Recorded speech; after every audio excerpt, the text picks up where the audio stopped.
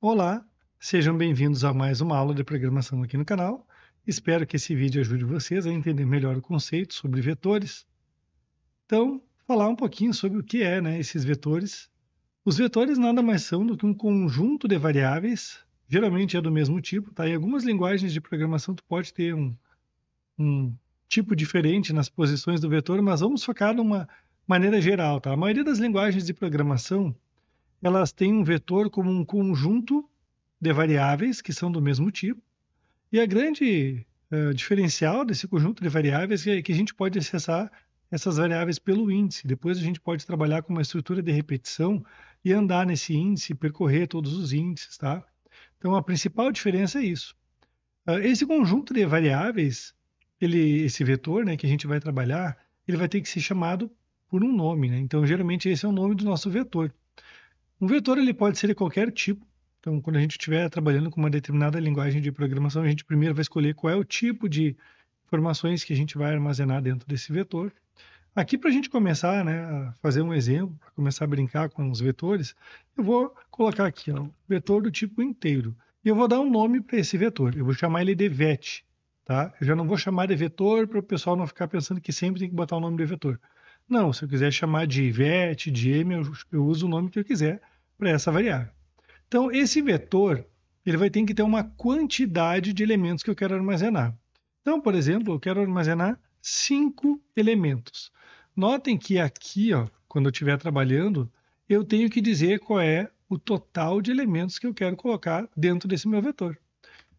Pensando, tá, para facilitar a nossa vida, eu vou trazer o Excel aqui, deixa eu dar um zoom. Um vetor, então, é como se ele fosse esses 5 espaços aqui. Deixa eu até colocar 1, 2, 3, 4, 5, até o E aqui. Tá? Então, eu tenho esses 5 espaços aqui, perfeito? Espaços que geralmente vão ser do mesmo tipo, como eu coloquei inteiro, eu vou poder colocar informações aqui dentro desse vetor, tá? Vou poder colocar um valor 5, valor 6, valor 56, valor 4.345, valor 1. Se eu quiser colocar negativo também não tem problema nenhum. Então, quando a gente criou aquela variável daquele tipo, do tipo inteiro, a gente disse para o computador, para a linguagem de programação, olha, crie 5 espaços de armazenamento do tipo inteiro. Foi isso que a gente acabou de fazer aqui. A gente acabou de criar 5 espaços de armazenamento do tipo inteiro. O que acontece, tá? Por que é muito mais fácil de utilizar isso? Eu consigo acessar, eu consigo fazer associações e depois, inclusive, acessar as informações associando um índice. Eu, por exemplo, poderia colocar aqui, tá? Tipo cadeia, vou criar mais um outro vetor, nome, com 5 informações, e agora eu consigo relacionar os índices. Por exemplo, eu posso dizer que o nome da primeira pessoa está associado com uma informação do vetor ali de cima, no caso vet, na mesma posição, tá? Então a gente consegue relacionar índices também. Isso é uma outra característica legal quando a gente quer relacionar, por exemplo, nomes de alunos, médias, notas de alunos, eu posso associar aquela posição do vetor com um determinado nome e assim relacionar muito fácil através desse índice. Mas voltando, tá? Falando do básico dos vetores de novo, existem algumas maneiras de a gente atribuir valores para um vetor, tá? Vou colocar aqui pelo menos a maneira direta, tá?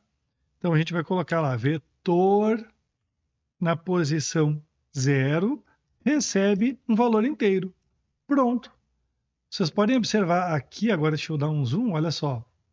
Quando eu utilizei vet no nome, então sempre que eu quiser utilizar qualquer posição desse vetor, eu vou sempre utilizar o nome desse vetor, que é vet. Qual é a posição que eu estou acessando? 0. Opa, só para lembrar então, Porque 0 não é 1, né? Nas maioria das linguagens de programação, os vetores, ou matrizes, ou qualquer array, ou conjunto de elementos, ele começa na posição 0. Isso é uma especificidade da linguagem de programação, não é a gente que escolhe, tá? Então, os vetores, matrizes, sempre a primeira posição é 0. Mas aí a gente vai ter 5 posições normalmente. A posição 0, a posição 1, 2, 3 e 4. A posição 5 não existe. Não vamos confundir índice do vetor com o tamanho do vetor, tá? Então aqui, por exemplo, esse vetor tem 5 posições, é a posição 0, posição 1, 2, 3, 4. Se vocês olharem, tem 5 elementos nesse vetor. O primeiro elemento, o segundo elemento, o terceiro elemento, o quarto elemento, 5 elementos. A gente tem que sempre lembrar que o vetor começa na posição 0, tudo bem? Então aqui a gente tem o nosso primeiro exemplo, atribuímos um valor para esse vetor. Simples assim, não tem muito coisa para fazer, tá? Uma outra maneira a gente poderia fazer, né? Então o usuário digitar um valor. Digite um valor para armazenar no vetor. Então aqui a gente vai utilizar a nossa instrução leia. Qual posição do vetor que eu quero armazenar? Se eu quero armazenar na posição 0, eu simplesmente coloco aqui. Qual é o nome do nosso vetor? Vet. Coloca vet 0. Armazenamos um valor dentro desse vetor. Muito fácil. Ah, mas eu não quero usar a mesma posição, eu quero usar a próxima posição. Então a gente vem aqui e coloca a posição 1. Exemplificando, tá? Por que é mais fácil, tá? Uma das coisas, né? A gente nem vai entrar em estrutura de repetição aqui agora, tá? Mas imagina que você tivesse que armazenar, então, o nome de 10 pessoas, né? Você poderia simplesmente vir aqui e digitar. Cadeia, desculpa. Nome 1, vírgula, nome 2, nome 3, nome 4, nome 5, nome 6, nome 7, e assim, tá? Não tem três pontinhos na programação. Mas, enfim, diria colocar todas as variáveis aí até nome 10. Quando a gente está trabalhando com vetores, eu facilito muito o trabalho, porque eu simplesmente posso mudar o programa, simplesmente colocando assim, ó, nomes 10. Eu tenho agora as mesmas 10 variáveis, cada uma tem o seu próprio espaço de memória, cada um vai ser acessado de maneira independente uma da outra, tá?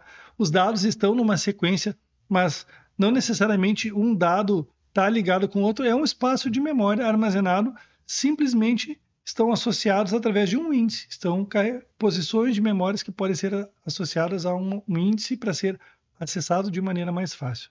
Então é muito mais fácil, por exemplo, eu simplesmente chegar, olha, agora eu quero ter 100 nomes do que eu criar mais 100 variáveis. Imagina o coitado do programador tem que ficar aqui fazendo, né, as 100 variáveis digitando, né? Daí eu mudo o programa, agora são 1000.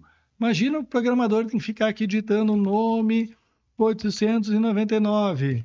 Não faz sentido. Nome 900, tá? Então esse recurso dos vetores vem para isso. A gente pode simplesmente mudar a quantidade de valores que a gente quer trabalhar, muito fácil, e depois a gente acessa pelo índice, tá? Então, hoje é apenas uma aulinha básica, tá? Uma introdução, a gente não vai botar uma estrutura de repetição aqui dentro, tá?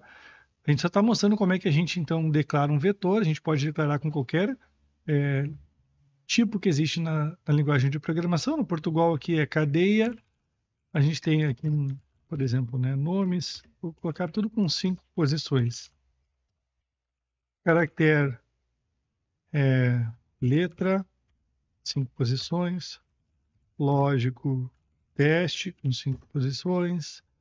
Real, valor, com 5 posições. Então a gente criou aqui diferentes vetores com diferentes nomes, todos eles com 5 posições. Cada vetor tem o seu tipo, então armazena o seu tipo de memória, né? Tipo de informação na memória.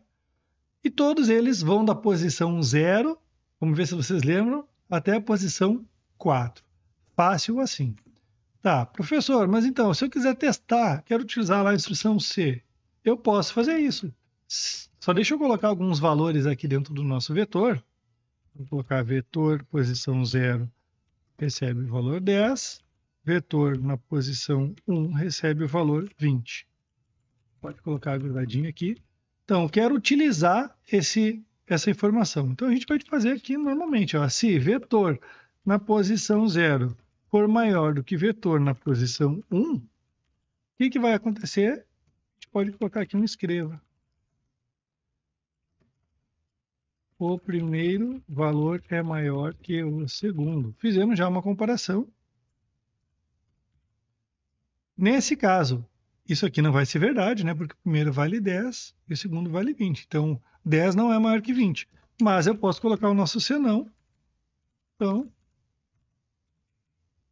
o segundo valor, eu vou até colocar um senão C, tá? Porque existe o caso, né? Vocês vão falar, professor, mas poderia ser iguais os valores, poderia. Então, eu vou colocar aqui, só pegar os testes aqui, tá?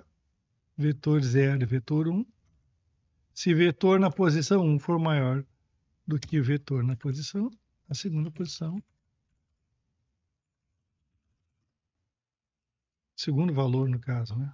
Puxa, fui mudar